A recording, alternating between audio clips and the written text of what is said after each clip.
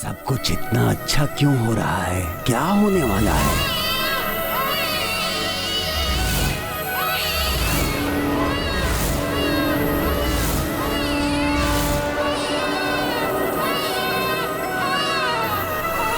आएगा मेरा आहार, अब करूंगा मैं उसका भक्षण।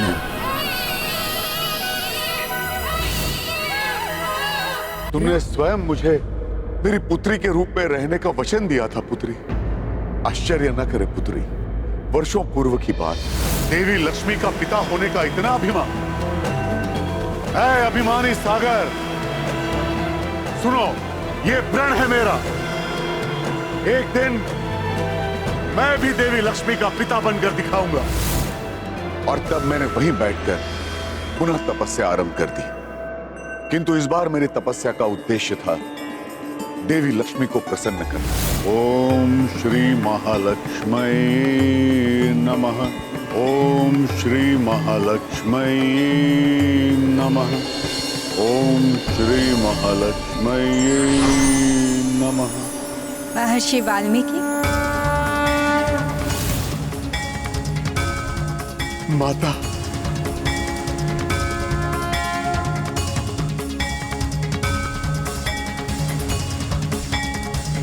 माता, माता लक्ष्मी। महर्षि वाल्मीकि, आपके तपस्या ने मुझे प्रसन्न कर दिया है। आप संसार के समस्त सुख, वैभव एवं समृद्धि कुछ भी प्राप्त कर सकते थे, किंतु आपने जिस उद्देश्य से मेरी तपस्या की है, आप उसके अधिकारी हैं। मैं आपको वरदान देती हूँ, प्रभु विष्णुदेव जब श्री रामावतार लेंगे, मैं आपके आश्रम में आपकी पुत्री बनकर रहूंगी। मैं धन्य हो गया माता, धन्य हो गया मैं। तुम उन्हीं माता लक्ष्मी का नारी अवतार हो पुत्री सीता, जो मुझे पिता का सुख देने आई है। मेरा आश्रम तुम्हारे चरणों की धूल के स्पर्श से पवित्र हो जाएगा। चलो पुत्री। हाँ माता, अपनी संतान के लिए ही चलिए, जिन्होंने तो अभी इस संसार को देखा ही नहीं है। उचित है, किंतु एक बात, मेरी भी एक प्रार्थना है। मैं कौन हूँ, कहाँ से आई हूँ, मेरी कोई भी पहचान ना तो आश्रम में, ना तो कहीं और। यहाँ तक कि मेरी होने वाली संतानों को भी नहीं बताई जाए। तब मैं आश्रम में रहूंगी। पुत्र हनुमान, तुम भी किसी को नहीं बताओगे कि मैं कहाँ हूँ,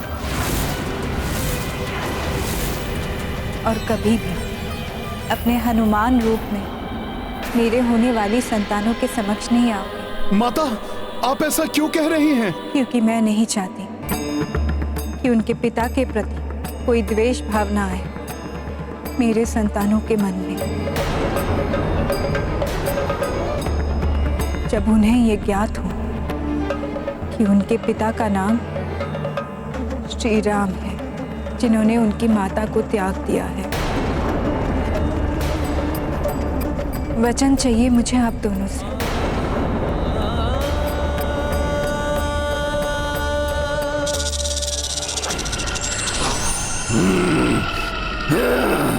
अभी तो बच गए वो दोनों शिशु, किंतु अधिक समय तक बच नहीं पाएंगे। वो अवसर पाते ही वो दोनों आहार बन जाएंगे मुझ शिशु भक्षी के।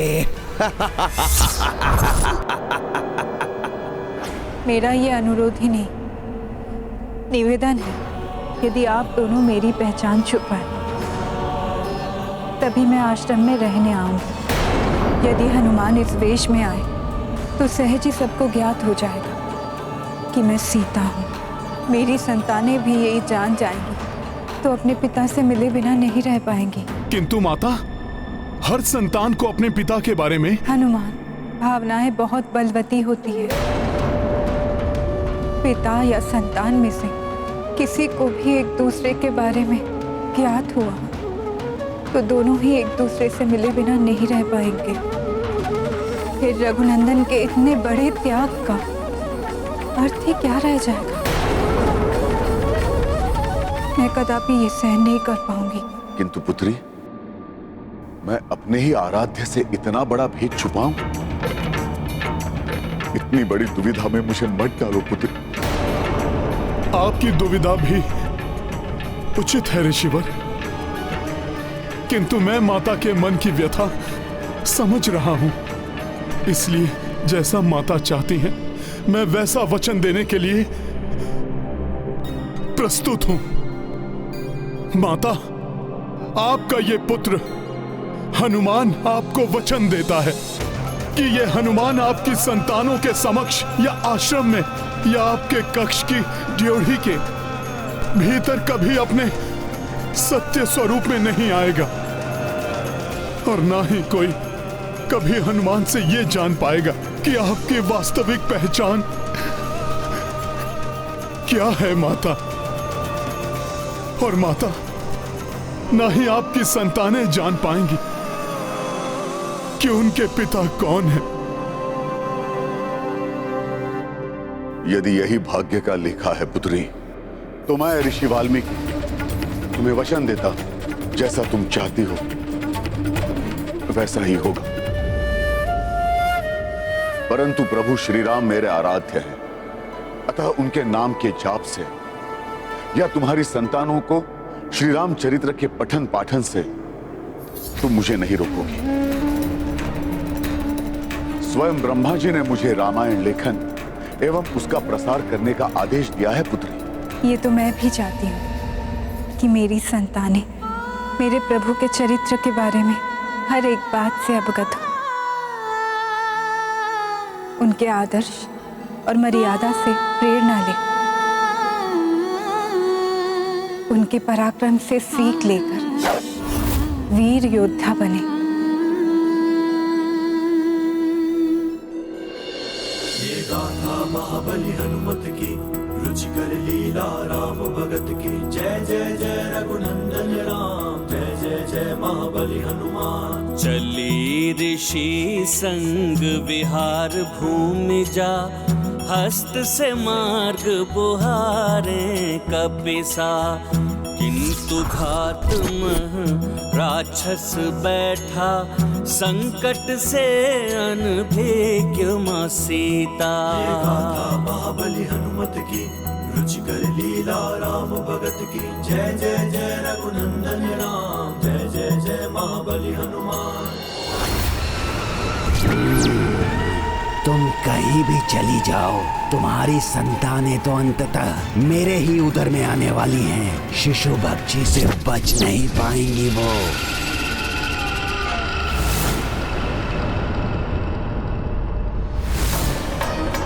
ये रथ, अशुभ रथ, जिस पर मुझे भाभी माँ को घोर वन में छोड़कर आना पड़ा, इस रथ के मैं टुकड़े टुकड़े कर दूंगा। रुक जाओ लक्ष्मण।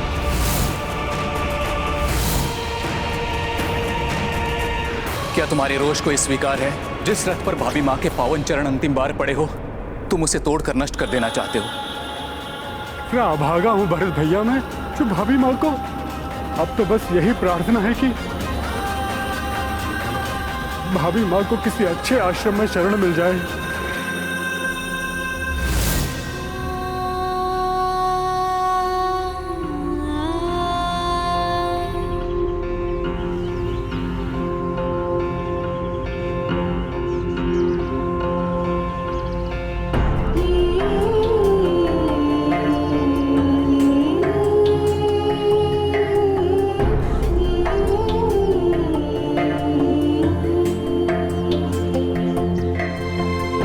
गुरुदेव, ये तेजस्विनी कौन है जो आपके साथ यहाँ पधारी हैं?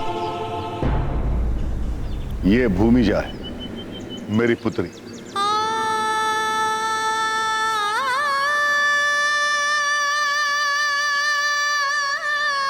गर्भिणी है, इसलिए हमारे आश्रम आई।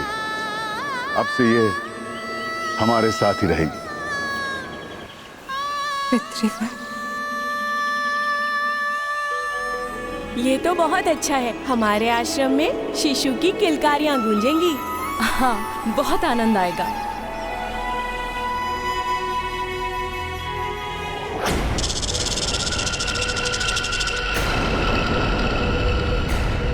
आसपास कुछ असामान्य सा प्रतीत हो रहा है मुझे।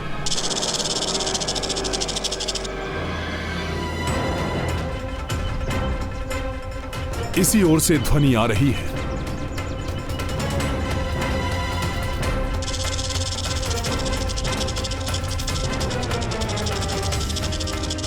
ये तो इसी ओर आ रहा है।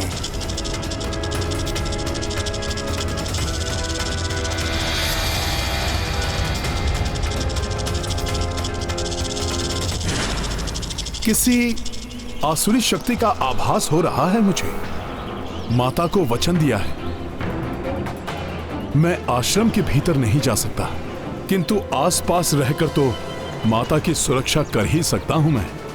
निकट ही कोई ऐसा स्थान ढूंढना होगा मुझे जहां रहकर इस पूरे आश्रम की निगरानी की जा सके।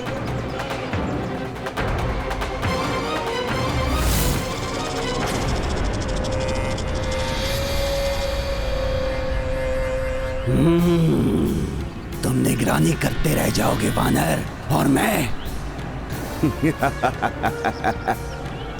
मैं भक्षण कर जाऊंगा शिशुओं का। छुपकर वार करना मेरी विशेषता है।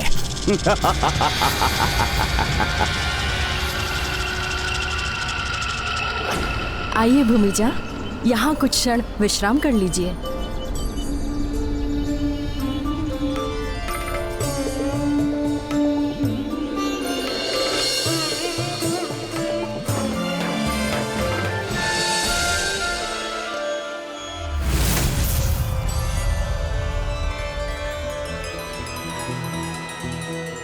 ये लो भूमिजा, ये नवीन फल, इन्हें ग्रहण करो। ऐसी अवस्था में भोजन आदि का पूर्ण ध्यान रखना चाहिए। ये मेवे भी ग्रहण कीजिए, गर्भस्थ शिशु के पोषण के लिए ये आवश्यक है। सब माता की सेवा में लगी हुई हैं। अब मैं निश्चिंत हूं।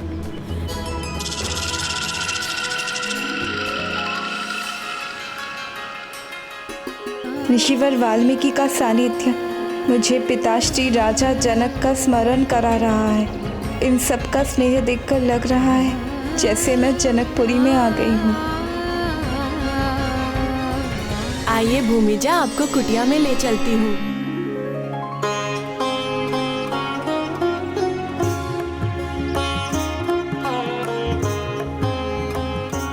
माता को तो यहाँ बहनें मिल गई, पिता मिल गए, सखियां मिल गई, किंतु अयोध्या में मेरे प्रभु न जाने किस स्थिति में होंगे।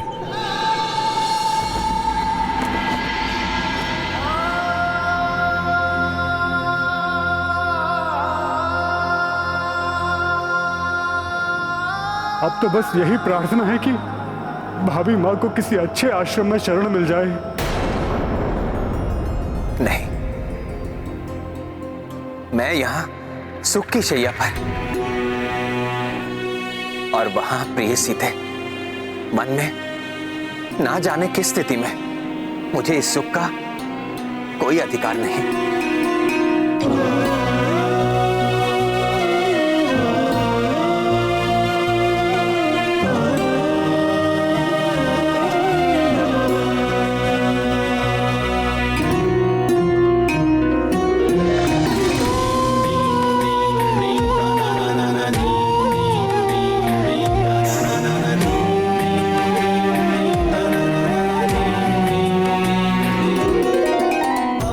के राजा राम विवश हैं, किंतु सियापति राम नहीं। मेरी अर्धांगिनी जिन सुखों से वंचित है, मैं भी उन सुखों का उपभोग नहीं करूंगा। ये एकांत मेरी प्रिय, मेरी सीते को समर्पित है। यहां तो मैं राजा राम ना रहकर मेरी प्रिय सीते का राम रह सकता हूं।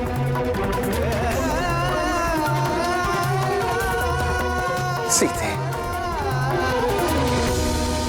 मेरी प्रिय, पीर हृदय की किसको सुनाए, आज व्यथित रघुराई।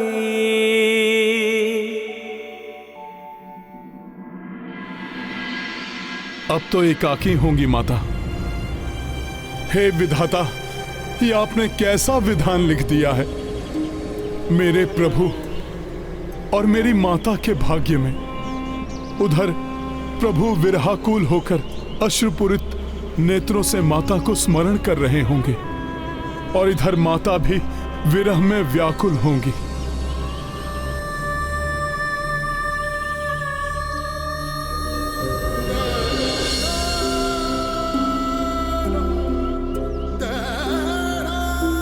हे प्रभु, कैसी विवशता है ये हनुमान की।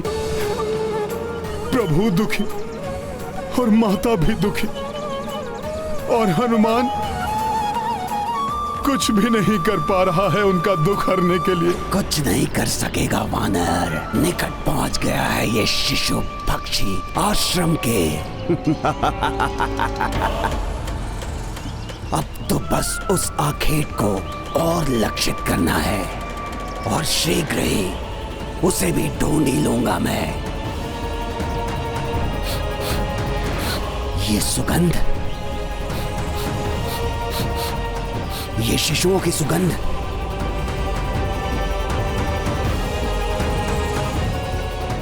ये शिशुओं की सुगंध तो उस ओर से आ रही है।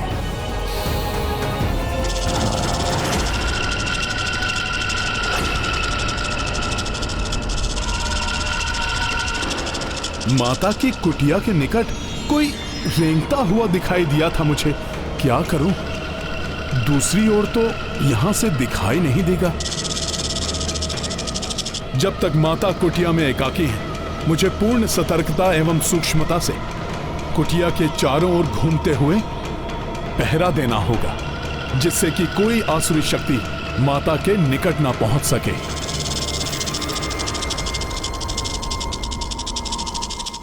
हाँ, एक पंथ दो काज।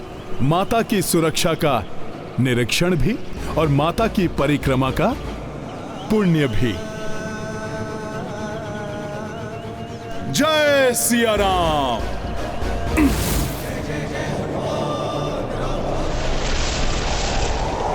जय सिया राम। जय जय सिया राम।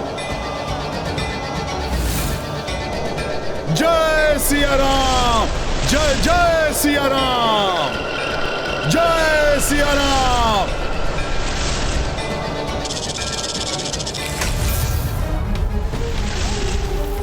ये अकस्मात क्या हो गया? हाँ? ये तीव्र गति से क्या गया? मुझे सावधान रहना होगा। हाँ। जय सिया राम। जय जय सिया राम।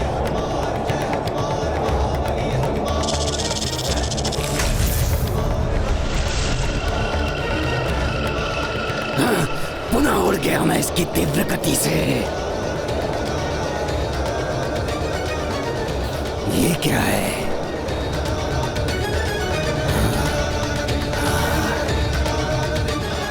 जय सिया राम।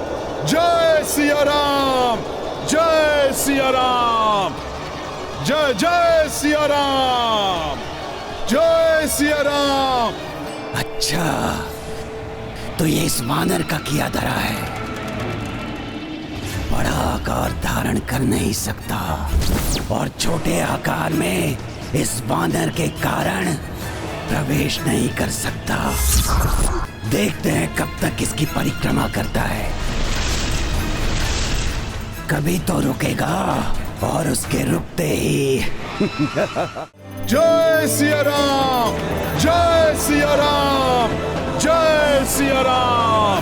जय सिया राम। जय सिया राम। ये चहु और गूंजता प्रभु और पुत्री सीता का नाम।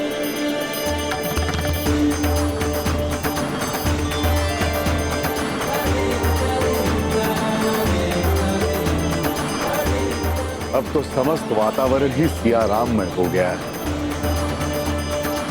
इससे अधिक उपयुक्त समय क्या होगा रामायण लेखन के आरंभ का। हनुमान, ये सियाराम का नाम आपके ही श्रीमुख से प्रस्फुटित हुआ है। जय सिया राम, जय सिया राम।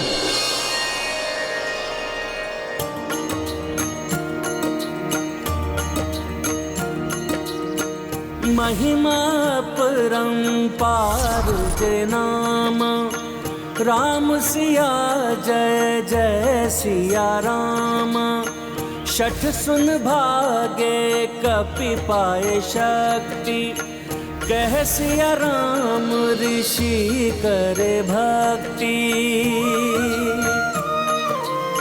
रामायण रचना आरंभा, घटना ऋषि स्मृत की विभिन्न। उत अवध दुखी श्री रघुराई, किस विध वैदेही बिसराई। सिया राम जय हनुमान।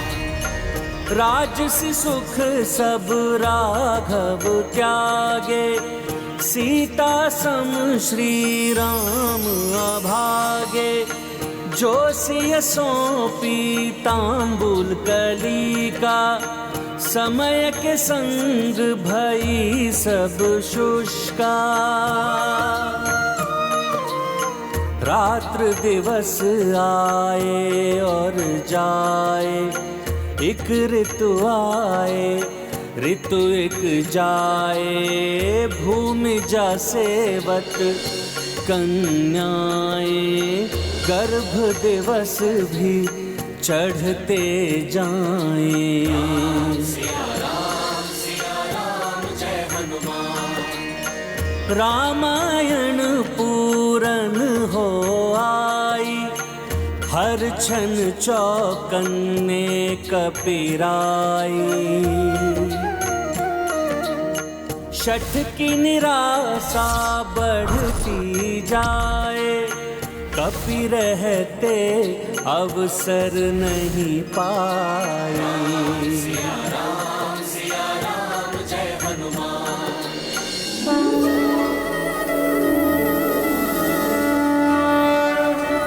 सब कुछ इतना अच्छा क्यों हो रहा है? क्या होने वाला है?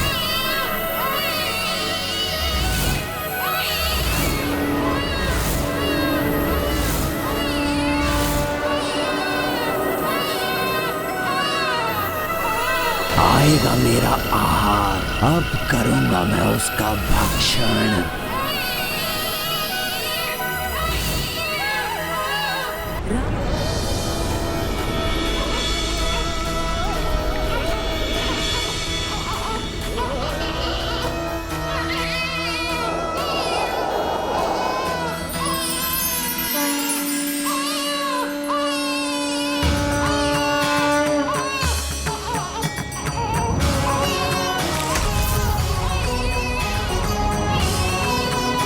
माता आ रही हैं। मैं कैसे दर्शन करूं शिशुओं का? एक झलक ही मिल जाए। कैसे होंगे नन्हे से सुंदर से कोमल शिशु? प्रभु के जैसी छवि होगी उनकी, या फिर माता के जैसा मुखड़ा?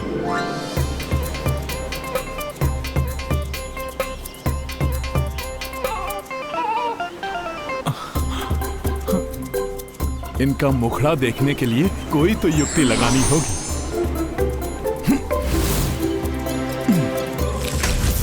यहां से भी नहीं देख पा रहा हूं। कैसे देखूं? क्या करूं मैं?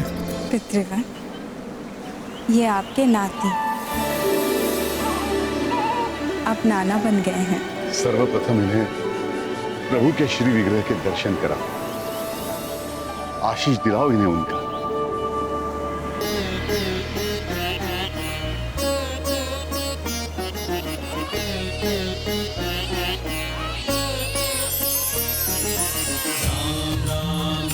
श्री राम राम राम राम राम राम राम श्री राम।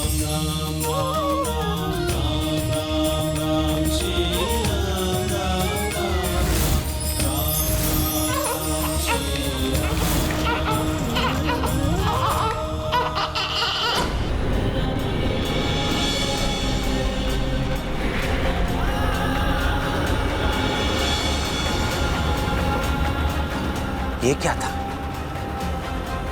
जैसे दो नन्हे शिशुओं का स्पर्श, किंतु यहां तो कोई नहीं है।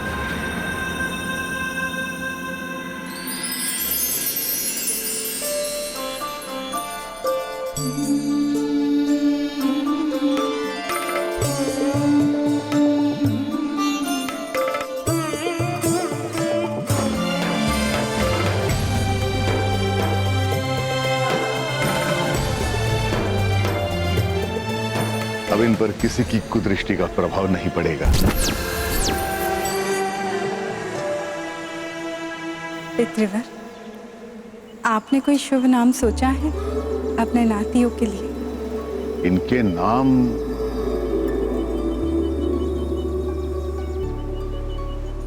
प्रभु के संतानों का नामकरण? मैं क्यों नहीं हूं वहां? ये कैसे विवशता है?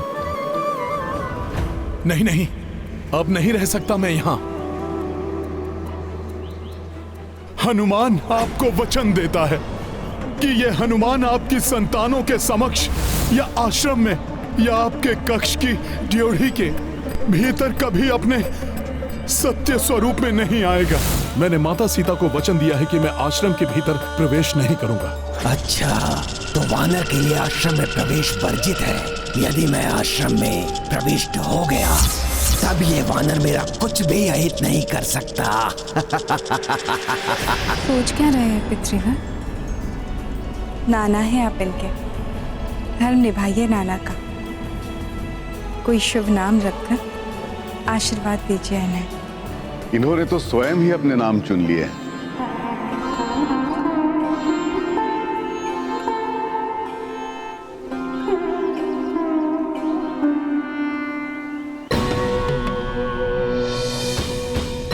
पुत्री, कुशा बहुत ही पवित्र होता है। इन दोनों ने स्वयं ही कुशा को पकड़कर संकेत दिया है। इन चिरंजीव ने कुशा का ऊपरी भाग पकड़ा था, अतः इनका शुभ नाम होगा कुश। और इन भाग्यवान ने निम्न भाग पकड़ा है, अतः इनका शुभ नाम होगा लव। इन जुड़वा भाइयों को लव कुश के नाम से जानेगा यह सारा संसार।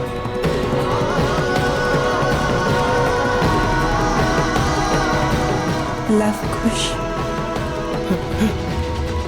लव कुश, लव कुश, लव कुश, लव कुश। बहुत ही सुंदर और प्रिय नाम है लव कुश। प्रभु को ज्ञात होगा तो वो बहुत प्रसन्न हो जाएंगे।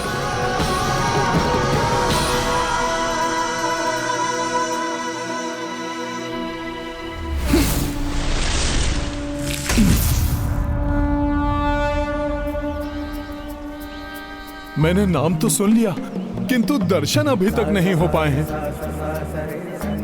कैसे होंगे लव कुश? मन करता है दोनों को अपने हृदय से लगा लूं, जहां मेरे प्रभु श्री राम बसे हैं। आत्मा कितनी भी तड़पे, किंतु मैं माता का वचन नहीं तोड़ूंगा, कदापि नहीं।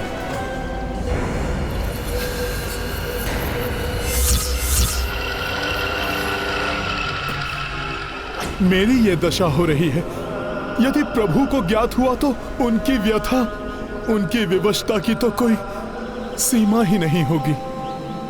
आज मेरा हृदय इतना व्याकुल क्यों हो रहा है? इतने मास बीत गए, किंतु आज एकाएक मुझे शिशुओं का आभास क्यों हो रहा है? अवश्य ही मेरी सीते मुझे बहुत अधिक स्मरण कर रही है। मेरी सीते की मुझे एक झलक मिल जाए, बस एक झलक ही मिल जाए लव कुश की, तो हनुमान का हृदय शांत हो जाए। माता, अब आप ही मुझे लव कुश के दर्शन कराइए।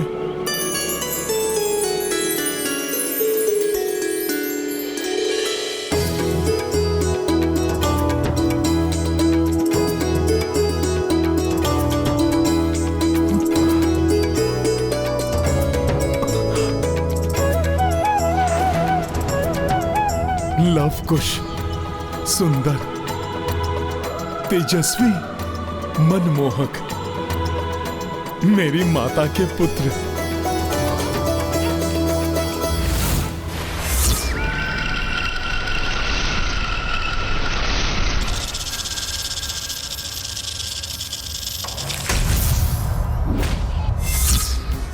पुनः यह वानर आ गया मध्य में। कितनी भी बाधा उत्पन्न कर ले ये वानर, कितने भी दिन बीत जाएं, किंतु मुझे आश्रम में प्रवेश करने से तुम रोक नहीं पाओगे। बस एक अवसर और बलि चढ़ जाएगी दोनों शिशुओं की इस शिशु भक्षी के हाथों।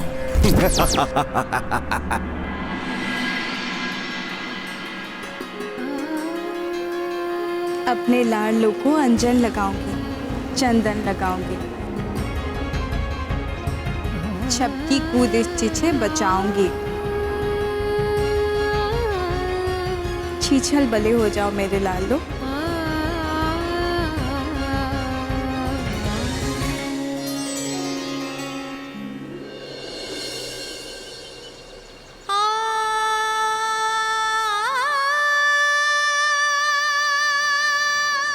अभी तो माता उत्साहित थी, फिर माता अकस्मात ही दुखी क्यों हो गई? प्रभु के श्री विग्रह को देखकर अश्रु निकल पड़े हैं माता के।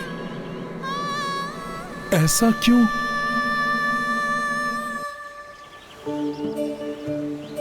आज तो चैत्र नवमी। अरे हाँ, चैत्र मास की नवमी को तो प्रभु श्री राम का जन्म दिवस है। कदाचित राम नवमी को स्मरण करके ही माता दुखी हो रही हैं।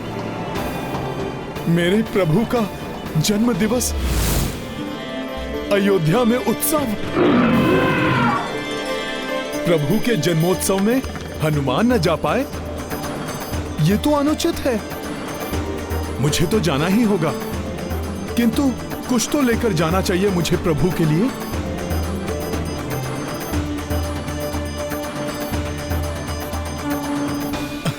जय श्री राम। प्रणाम ऋषिवर।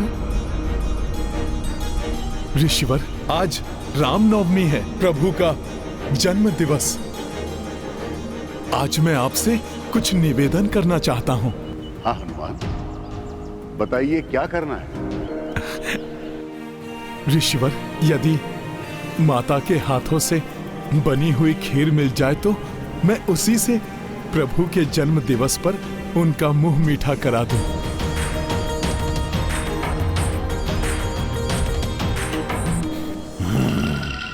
तो समय आ गया है। मुझे सतर्कता के साथ आश्रम के निकट ही रहना होगा। जैसे ही वानर जाएगा और मैं आश्रम में प्रविष्ट हो जाऊंगा।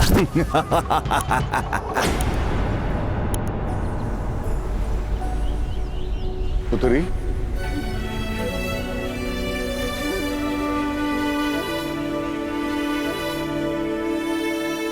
आज मेरा बहुत मन कर रहा है खीर खाने का, किंतु तुम्हारे हाथ की बनी हुई। बनाओगी ना अपने हाथों से खीर? अवश्य पितृवर, मैं अभी बना कर लाती हूँ।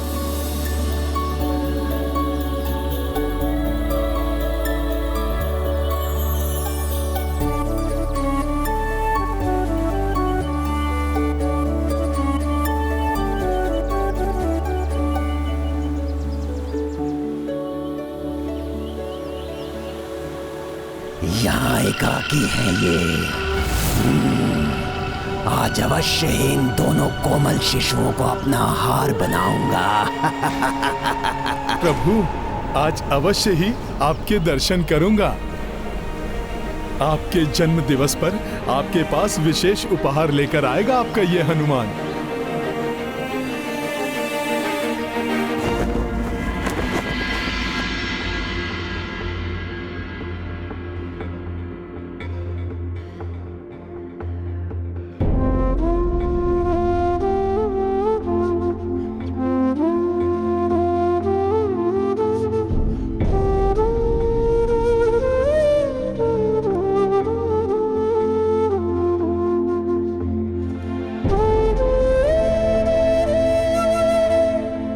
विभिन्न राज्यों से कई राजा महाराजा आए हैं यहाँ। सभी मेरे प्रभु को कुछ न कुछ भेंट दे रहे हैं। कहाँ है वो असीम सुख जो प्रभु दर्शन से मुझे सदैव प्राप्त होता था? कदाचित प्रभु के असीम दुख के कारण उनका ये तुच्छ भक्त भी दुखी है। महाराज श्री राम, ये भेंट आपके लिए, आपके जन्म दिवस की शुभकामनाओं के साथ।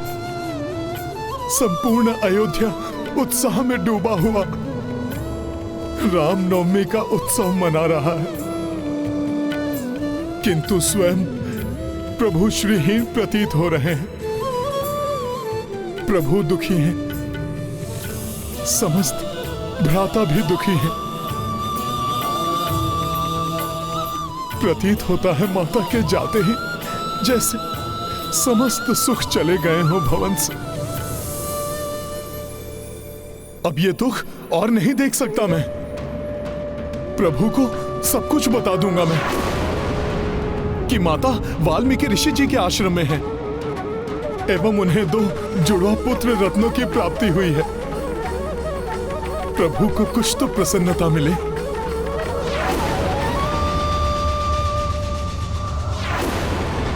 पुत्र की ममता सबसे बड़ी होती है। यदि हनुमान ने श्री राम को लवकुश के बारे में बता दिया तो श्री राम स्वयं को रोक नहीं पाएंगे, वचन भंग के दोषी हो जाएंगे, उनका सारा त्याग व्यर्थ हो जाएगा, रघुकुल रीति समाप्त हो जाएगी।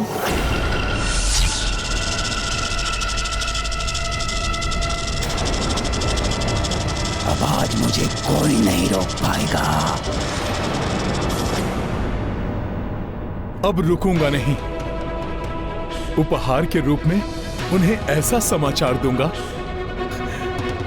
जो मेरे प्रभु को प्रसन्न कर देगा।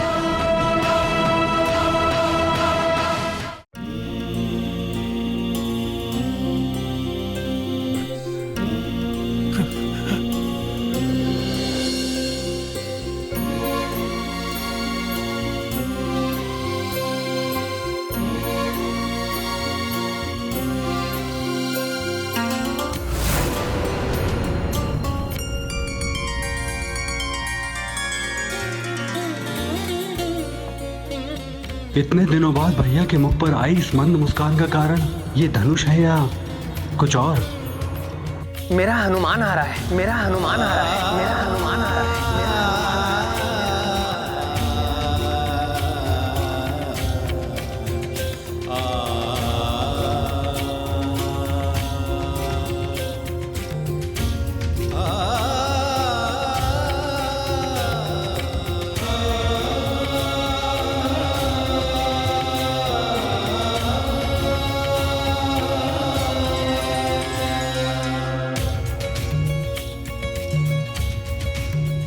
इतने समय पश्चात प्रभु के दर्शन पाकर आज मैं तृप्त हो रहा हूं। हनुमान, तुम क्या उपहार लाए हो मेरे लिए? आपके लिए प्रसन्नता का भंडार लाया हूं प्रभु। माता सीता और आपके पुत्रों का समाचार आपको आनंद से भर देगा प्रभु। प्रभु, जिसे सुनने के लिए आप व्याकुल होंगे वो संवाद उपहार के रूप में लाया हूं, किंतु कैसे बताऊं आपको? मैं कहां से प्रारंभ करूं?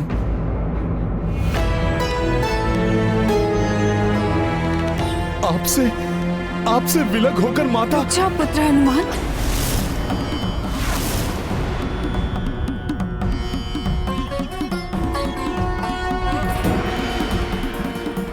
ये क्या कर रहे हो तुम पुत्र? क्या तुम रघुनंदन राजा राम को पुनः दुविधा में डालना चाहते हो? मेरे साथ उनके 2 पुत्र आश्रम में पल रहे हैं। ये जानकर राजा राम स्वयं को रोक नहीं पाएंगे, वो दुर्बल पड़ जाएंगे। कदाचित ही हमें लौटा ले जाने के लिए वो दौड़े चले आएंगे। ऐसा हुआ तो मर्यादा पुरुषोत्तम राजा राम की मर्यादा खंडित हो जाएगी। प्रजा के मन में उनकी जो आस्था है वो खंडित हो जाएगी। ऐसा हुआ तो राजा राम राजधर्म की परीक्षा में असफल हो जाएंगे। पुत्र हनुमान, क्या तुम उन्हें विफल करना चाहते हो?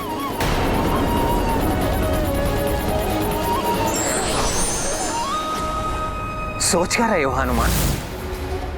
बताओ क्या लाए हो? अरे तुम तो अभी भी नहीं बता रहे हो क्या लाए हो मेरे लिए। हनुमान, संकोच मत करो।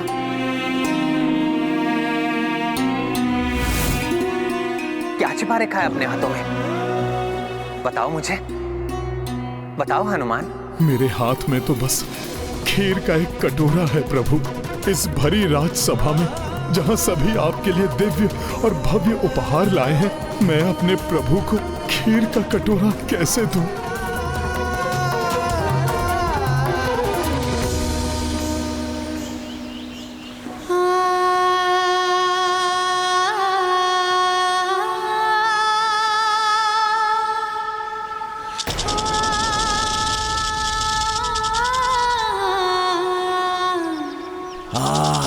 इधर से ही आ रही है शिशुओं की सुगंध। यही कहीं है वो दोनों।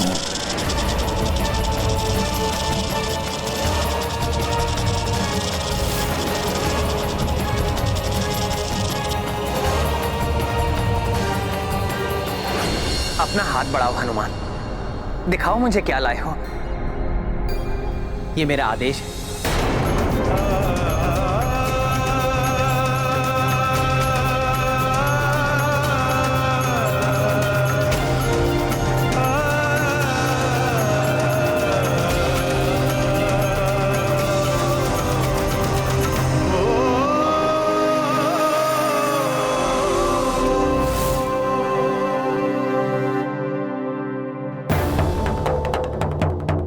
खीर?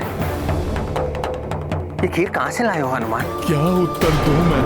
प्रभु से ना सत्य बोल सकता हूं और ना ही असत्य।